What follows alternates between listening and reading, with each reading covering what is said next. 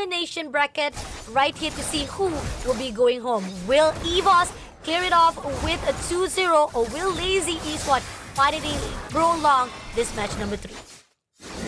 All of the matches so far here in day 3 of the challenge season have been 2-0 sweeps. Evos are now going to be looking to join that trend, while Lazy will be doing everything in their power to stop them.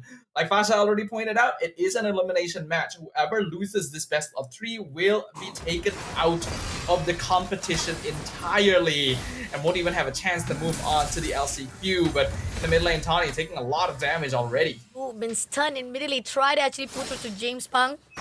But that overextension, is it going to be a fruitful equation coming in from Evos? Nope, it's not yet, but they are not done to mess around with Potbet. Potbet also try to pull away and push Evos to the side, denying of them try to actually dominate their territory. Good decision making, and Evos decided to say respectfully, we will back off for a while. Annabelle being able to steal away 2 jungle camps from James Punks as well is huge, because he will be level 5 by the time James Punks is level 4, and that'll give him a straight up advantage in the turtle contestation unless Lazy are able to somehow delay it for the jungler to be able to catch up. You can see that Joy is still only level 3, not really able to walk up since there are no longer any camps to grab. Will have to wait for his purple buff to respawn, and by that time Annabelle will already be notably ahead in EXP. So even being able to take a couple of camps in this early jungle rotation makes a big difference. Oh, and they do feel like they are in a better position coming in. Evos, Tony will try to actually tease it out. Annabelle is ready in the open to actually get the turtle. Potbet gets the information, but James Palm overlooking here. It seems that they're gonna all go out, and Annabelle was able to get the turtle, but pushing on straight away to James Palm. Doesn't get the kill they needed, but they all go out to Dur. Dur is right in the open, will be gang up, managed to get down Dur, and as well as time, Glorious Path will be put out to slow things down for Potbet to be shut down as well. Clockun almost sniped away by Choveskirt, but able to dash away in time. A great initiation there from Evos Esports. James Punks tried to come in. The timing was actually not too bad. Oh, Annabelle! Oh, Shizo clears out Annabelle, but at the same time right here, Nikki is also in the open. Zaman has been put out to slow things down, and Shizo getting double kill to actually trade off the wins here for Lazy Esports. Yeah, that was a bit of an off-tempo play by Lazy. Evos wouldn't be expecting a gank at this timing, and now even the kick onto Clockun, but they're not going to be able to continue. No more cooldowns, and Tawny is here. Evos still with the slight lead. The kill that early onto the goal lane is not really ideal. Not really ideal. I mean, like, great idea coming in from Lazy Sport. They really are brave enough and confident enough to pull through, and that's the reason why they got the trade off, and now they're not really far behind with economy wise. And Team Lazy Sport, seems that it shows how they are renewing themselves, renowing themselves after the mistake. But here on out, able to go for the Waves of Dragon to pick up Annabelle. But at the same time, comes through with the side of teams coming in for Veldora. But Veldora tried to actually invest it off, was able to back off immediately before becoming a casualty. That was really well played by Veldora, actually. Annabelle 100% should have died there, but a really nice flicker into the fist break actually locked down multiple members of Lazy. And I thought that he would be sacrificing himself for that, but still actually managed to escape and will return to the lane fast enough to catch the minion wave. Not to mention coordinating with the rest of his team to see if they could pick off Dur for pushing up. A bit unsuccessful there, but otherwise, Evo still keeping themselves ahead for now. They'll be able to start controlling onto the turtle pit. See, half of the turtle lifeline is already depleted, and it seems that Potbet is just overlooking.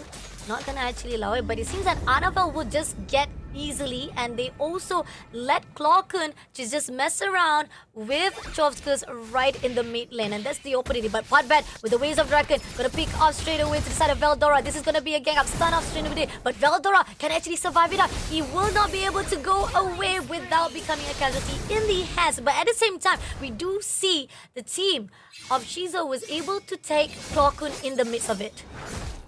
Some massive mistakes here. There was no reason for Veldora to be that far pushed up in the lane when he didn't know where the rest of the enemy team was, and his team was trying to make a play down bottom, so being caught out there is just a punish on him.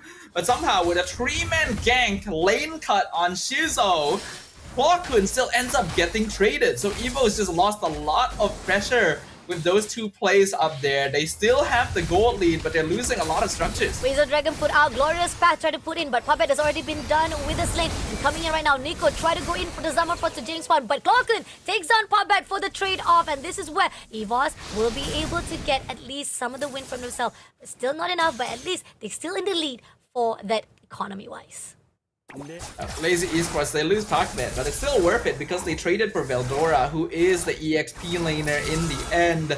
And now Shizo going to be the main issue going into this because this Iritel is 3-0. Somehow still behind in gold compared to Nikki. A little bit impressed by that. First items being completed on both sides. We got the 100 strike build for Annabelle, Starlium Scythe on the Harif and the Joy, as well as the Haas Claws completed for Shizo at this stage. There is indeed the Thunderbelt build going in for Lucas.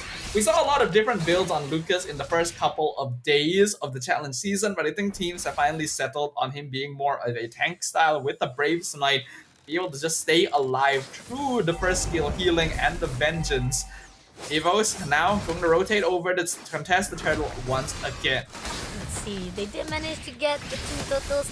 Now they're gonna actually try to contest. Waves of Dragon's been put out right here. Annabelle will be able to take it out. Tony was cleared out by Dirt, and James Bond takes down Veldora. Now they're pushing it straight away to Annabelle. Annabelle had to pull away, by the same time, Klokun almost been tagged out, but Lazy Esport, they got the win they want. Doesn't matter, the turtle has already been dominated by Evos Esport. So much damage that Evos Esport has no answer.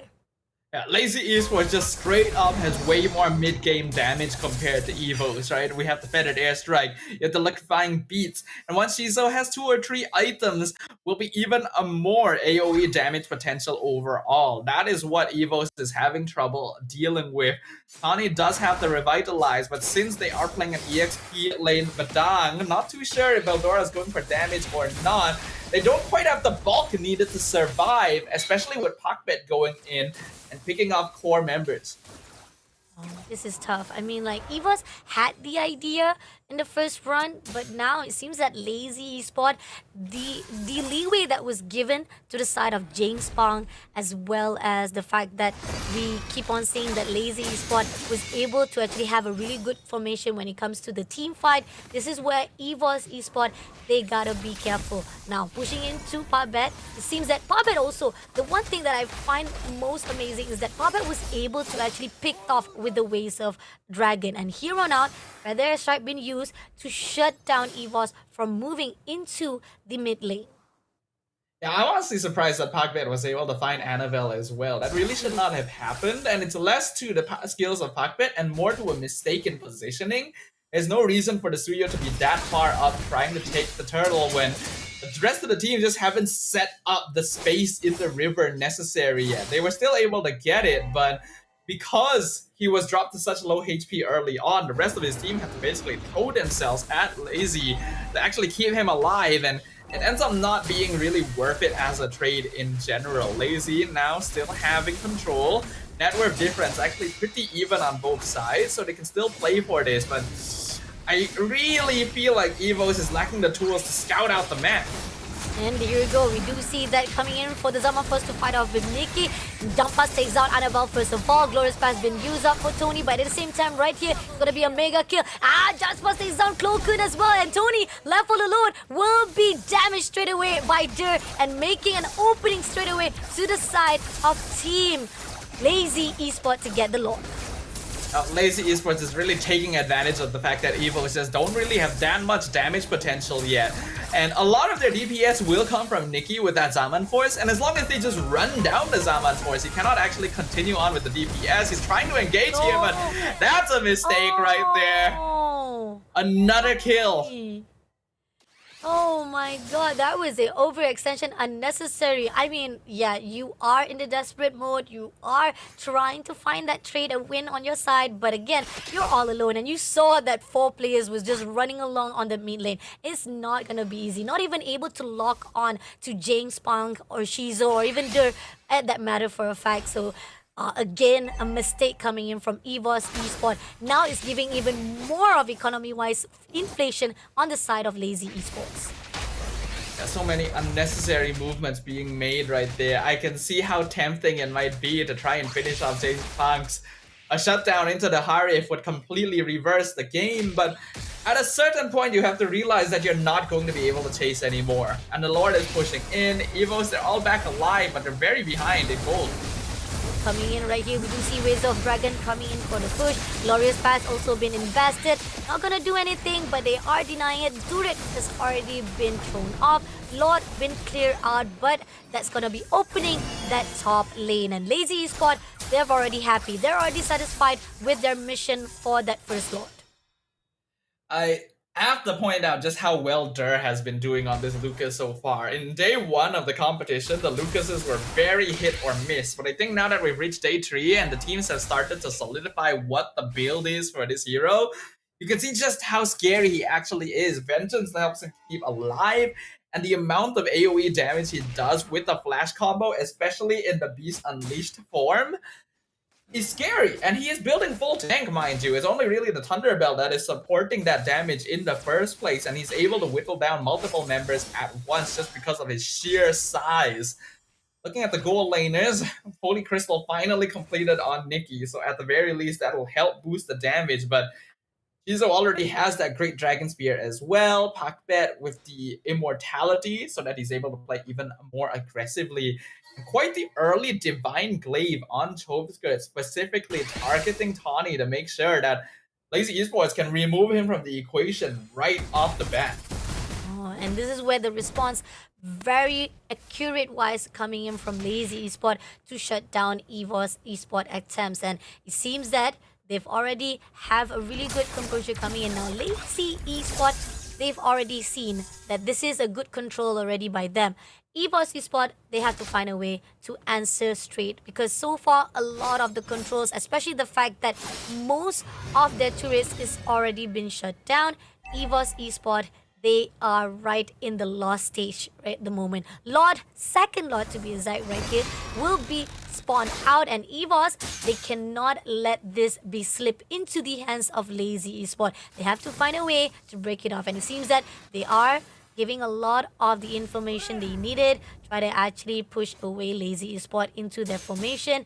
Evos needs to be aware of it. Pakbet, they know for a fact that if he can actually pick up at least either one of them, it would be an opening for Lazy Esports. He's done it already. He can manage to do it if he can pick it up. Annabelle moved away, but it seems that Pakbet was aware of the situation and it was informed into the location-wise to Evos Esports as well. Now Tess is on the side. We're going to see the Glorious Pathway come out. Evo trying to engage, but their backline already being disrupted quite heavily right here. Glorious Pass being put out. Summer Force also been tagged off. Here, Glokun almost close up to be shaken off, but unfortunately will not be able to do so. James Bond getting the lot for himself, and at the same time right here, Evos tried to get the win they desire, but at the same time, so much of the resources and ended up damage was on their side instead. Couldn't do anything and stop. Evos Esports let it slip into the hands of Lazy Esports with a lot of advantage. We are looking at quite a difficult situation right now for Evos, but despite everything, they were still able to find Shizo in that previous team fight. Despite all of the AoE damage that was being done and their backline being targeted straight away, all 5 members of Evos actually still survived that. And Annabelle came in at a really good time to finally get a shutdown on this Irritel. First death of the game for Shizo. They lost the Lord, but without their goal laner, Lazy cannot actually set up the waves in a way to push in and take in him. So they end up coming out of that without too much damage done and a little bit of a gold swing back in their favor. So now it's only down to around 3k for Lazy Esports, but it's still going to be very, very tough. Lazy's late game scaling is pretty scary. Oh, Pakbet trying to find a way. He's trying to pick off. Feather Airstrike has been put out. Glorious Path also been turned down. And Nikki going off for the Summer Force. Annabelle will take down Pakbet. Dare takes down Nikki for the trade. But Shizo shuts down Cloaken. And Chaseball takes down Veldora, making sure that it's going to be a good win. But Annabelle, a little bit overextension. He will be denied immediately. Team wiped out will be in the hands of Team Lazy Esports. And that is officially going to be GG as we are entering our first game 3 of the day here, ladies and gentlemen. It's an elimination match. Neither one of these teams is willing to give up the opportunity of keeping themselves in